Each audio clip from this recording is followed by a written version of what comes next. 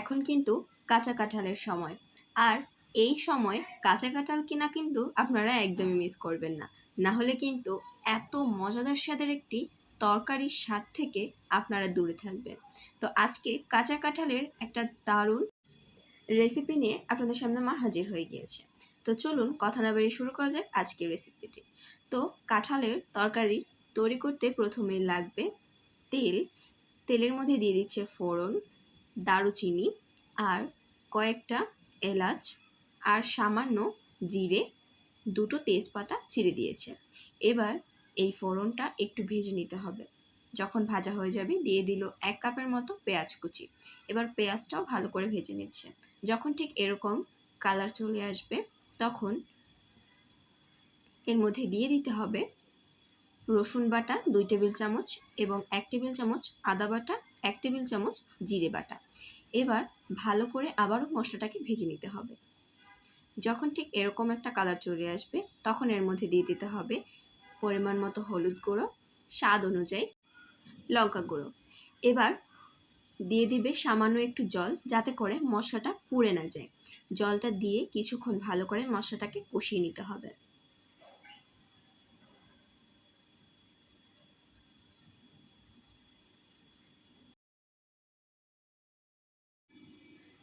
যখন মশলাটার কালারটা ঠিক এরকম চেঞ্জ হয়ে আসবে এবং মশলা থেকে তেল ছেড়ে আসবে তখন কিন্তু বুঝতে হবে যে হ্যাঁ, মশলাটা কষানো একদম পারফেক্টলি হয়ে গিয়েছে।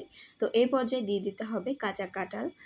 আর কাঁঠাল কাটার রেসিপি কিন্তু আমাদের চ্যানেলে আগে থেকেই দেওয়া আছে, আপনারা চাইলে কিন্তু সেখান থেকে দেখে আসতে পারেন। তো কাঁঠালগুলো কেটে ভালো করে কিন্তু ধুয়ে নিয়েছিল। এবার দিয়ে দিল কাঁচা কাঁঠাল, আর এখন দিয়ে দিচ্ছে কেটে রাখা আলু। আলুগুলো কিন্তু একদম ছোট ছোট করে কেটে নিয়েছে, দেখতে পাচ্ছেন কীরকম করে কেটেছে।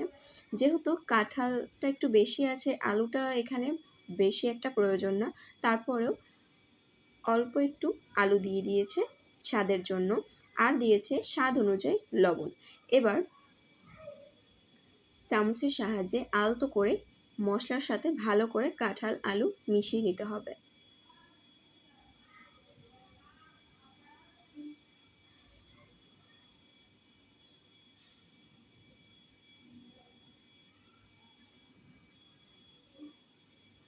তো দেখতে পাচ্ছেন একদম কিন্তু ভালোভাবে মশলাটা মিশে গিয়েছে। এবার এর মধ্যে দিয়ে দিতে হবে ফুটন্ত গরম জল। আপনারা চাইলে এখানে নর্মাল টেম্পারেচারে থাকা জল দিতে পারেন, তবে গরম জলটা দিলে কিন্তু সাথে সাথে ফুটে উঠবে এবং তাড়াতাড়ি তরকারিটা রান্না হয়ে যাবে। তো দিয়ে দিল জল। এবার এটা কিছুক্ষণ এরকম আঁচে রেখে দিতে হবে।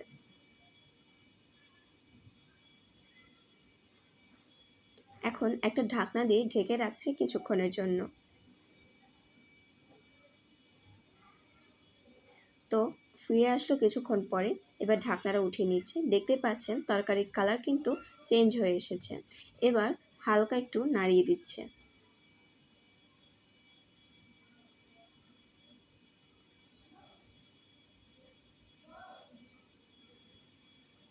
দেখুন আলুটা কিন্তু একদম সেদ্ধ হয়ে গিয়েছে, আর কাঁঠালও কিন্তু খুব ভালো করেই সেদ্ধ হয়ে গিয়েছে। এ পর্যায়ে বোঝা যাবে যে রান্নাটা একদম শেষ পর্যায়ে চলে এসেছে। এখন এর মধ্যে দিয়ে দিতে হবে গরম মশলা বাটা।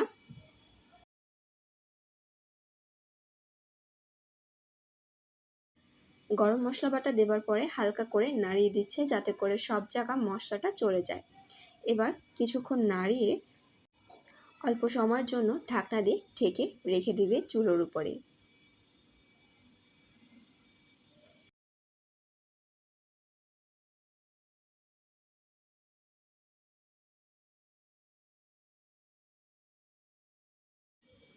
দেখতে পেলেন তৈরি হয়ে গেল আজকের আমাদের এই অনেক সহজ একটি রেসিপি, যেটা খেলে কিন্তু আপনারা বুঝতে পারবেন যে এটা কতটা মজার।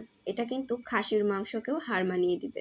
অবশ্যই আপনারা বাসায় ট্রাই করবেন আর আমাদের কমেন্ট বক্সে জানিয়ে দিবেন আজকের এই রেসিপিটি আপনাদের কাছে কেমন লেগেছে। যদি ভালো লেগে থাকে ভিডিওটি লাইক, কমেন্ট এন্ড শেয়ার করবেন। আর আমাদের চ্যানেলটিকে এখনও যারা সাবস্ক্রাইব করেননি প্লিজ তারা চ্যানেলটিকে সাবস্ক্রাইব করে দিবেন, আর যারা সাবস্ক্রাইব করেছেন তাদের অসংখ্য ধন্যবাদ। সম্পূর্ণ ভিডিওটি দেখার জন্য আপনাদের সকলকে ধন্যবাদ। আপনাদের একটা লাইক, কমেন্ট অ্যান্ড শেয়ারেই কিন্তু আমাদের নতুন নতুন ভিডিও করতে উৎসাহিত করে। অবশ্যই লাইক, কমেন্ট অ্যান্ড শেয়ার করে আমাদের পাশেই থাকবেন। Thanks for watching and subscribe my moms channel রান্নার ইচ্ছে and follow the Facebook page.